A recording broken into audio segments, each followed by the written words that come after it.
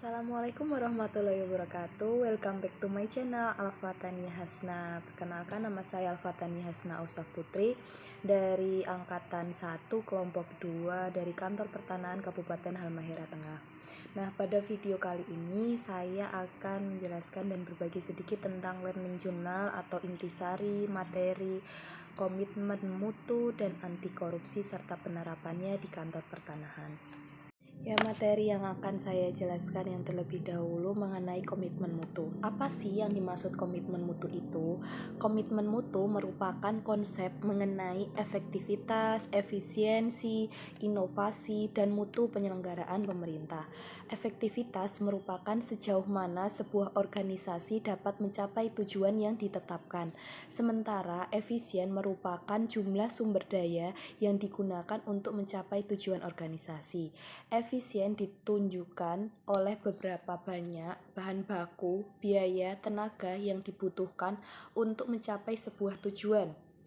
Dari kedua definisi tersebut dapat disimpulkan bahwa karakteristik utama yang dijadikan dasar untuk mengukur tingkat efektivitas adalah ketercapaian target yang telah direncanakan, baik dilihat dari capaian jumlah maupun mutu hasil kerja, sehingga dapat memberikan kepuasan. Sedangkan tingkat efisiensi diukur dari penghematan biaya, waktu, tenaga, pikiran dalam menyelesaikan sebuah kegiatan tersebut. Sementara inovasi muncul karena adanya dorongan kebutuhan organisasi, perusahaan atau institusi untuk beradaptasi dengan tuntutan perubahan yang terjadi di sekitarnya. Di sisi lain, mutu merupakan suatu kondisi dinamis berkaitan dengan produk, jasa, manusia, proses, dan lingkungan yang sesuai atau bahkan melebihi harapan konsumen atau pengguna. Nilai-nilai dasar komitmen mutu itu ada efektivitas, efisiensi, inovasi, dan berorientasi pada mutu. Standar penjaminan mutu setiap organisasi atau institusi tentulah tidak sama, mengingat visi dan arah yang dituju itu berbeda. Ada 7 indikator nilai komitmen mutu. Yang pertama efektif, kedua efisien, ketiga inovatif, keempat mutu, kelima adaptif, 6 responsif, 7 perbaikan berkelanjutan. Mengingat 7 indikator nilai komitmen mutu tersebut, kita harus menjadikan dasar 7 nilai tadi itu sebagai dasar untuk penerapan komitmen mutu pada suatu kantor pertanahan, khususnya seksi saya yaitu survei dan pemetaan. Contoh penerapannya, itu saya seorang petugas ukur nih, mendapatkan suatu berkas permohonan pengukuran rutin, dapat beberapa nih, ada beberapa berkas. Nah, lalu saya memilah dan menjadikan satu di lokasi yang sama. Kan saya misal mendapatkan berkas permohonan rutin itu 10 nih, yang 5 ini lokasinya sama, yang 3 sama, yang 2 sama. Nah, saya menjadikan satu dan saya melakukan pengukuran itu berdasarkan lokasi tersebut. Jadi kalau ada 5 berkas permohonan rutin yang lokasinya sama, saya akan melakukan pada hari itu juga. Maka saya akan menjadikan satu biar efisien dan efektif, nggak bolak-balik ke sana karena lokasinya juga cukup jauh tentunya dari kantor pertanahan. Jaraknya juga nggak mungkin mau bolak-balik, habis ngukur sini, ngukur tempat yang beda, kan nggak efisien seperti itu. Terus langkah yang selanjutnya, biasa saya setelah pakai alat nih, saya sampai di kantor pertanahan, saya langsung charger baterainya agar kalau misal ada yang mau ngukur di hari itu atau besok ada yang mau ngukur, itu sudah siap alatnya, jadi nggak perlu nyiapin alatnya lagi, nggak perlu charger baterai seperti itu. Yang selanjutnya biasanya saya setelah melakukan pengukuran itu saya langsung gambar jika nggak ada pekerjaan lain agar tidak menjadi beban nantinya. Kalau misal ditumpuk-tumpuk semakin lama, maka akan semakin kayak berkasnya ternyata banyak banget ya. Tapi kalau langsung pada hari itu juga digambar, itu akan lebih efisien, efektif, dan tentunya akan lebih cepat pekerjaan kita selesai. Seperti itu.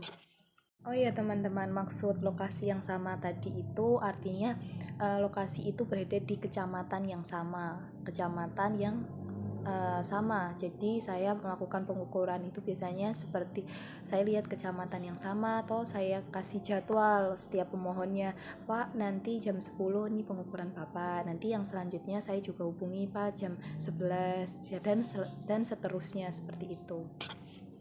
Nah, untuk materi selanjutnya yaitu anti korupsi. Saya sebelumnya akan menjelaskan dulu tentang korupsi. Korupsi berasal dari bahasa Latin corruptio dan corruptus, yang berarti perbuatan yang tidak baik, buruk, dapat disuap dan tidak bermoral. Sedangkan tindak pidana korupsi berarti tindakan melanggar hukum yang dilakukan secara sengaja maupun tidak sengaja oleh seseorang atau sekelompok orang yang dapat dipertanggungjawabkan oleh peraturan perundang-undangan. Berdasarkan UU Nomor 31 Tahun 1999 tentang pemberantasan tindak pidana korupsi, bahwa korupsi itu adalah tindakan melawan hukum dengan melakukan perbuatan memperkaya diri sendiri atau orang lain atau suatu korporasi yang dapat merugikan keuangan dan perekonomian negara. Sedangkan pada UU Nomor Tahun 2001 terdapat 7 kelompok tindak pidana korupsi, antara lain kerugian keuangan negara, suap menyuap, pemerasan, perbuatan curang, penggelapan dalam jabatan, benturan kepentingan dalam pengadaan, dan gratifikasi. Anti korupsi dapat diidentifikasi ke dalam 9 nilai yang terdiri dari nilai-nilai anti korupsi. Di antaranya yaitu kejujuran, kedua kepedulian, ketiga kemandirian, keempat kedisiplinan, kelima tanggung jawab, selanjutnya kerja keras, kesederhanaan, keberanian, dan keadilan. Nah, di sini saya juga akan memberikan contoh penerapan anti korupsi ini dalam pekerjaan kita. Yang pertama itu datang tepat waktu. Usahakan datang ini tuh harus tepat waktu agar kita menjadi seseorang yang disiplin. Itu cara menanamkan anti korupsi yang paling mudah. Atau 30 menit sebelumnya udah sampai kantor untuk nyiapin apa yang perlu dipersiapkan sebelum jam kantor mulai, seperti itu. Yang selanjutnya itu selalu jujur dalam perkataan atau perbuatan dan bertanggung jawab dalam melakukan kegiatan apapun, tidak berbohong ke pemohon atau ke sesama pegawai, seperti itu.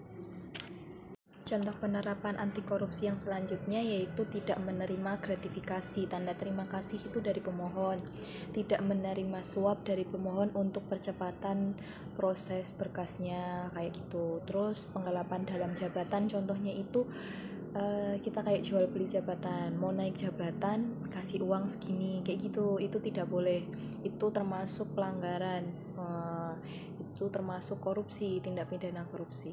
Jadi seperti itu, kita harus menanamkan hal-hal kecil di dalam diri kita, kayak tidak korupsi waktu, tidak korupsi dalam bentuk apapun, pokoknya tidak menerima gratifikasi, tidak menerima suap. Mungkin itu hal yang sulit di era sekarang ini, yang apa-apa itu serba uang, serba barang, biar cepat, kayak gitu prosesnya.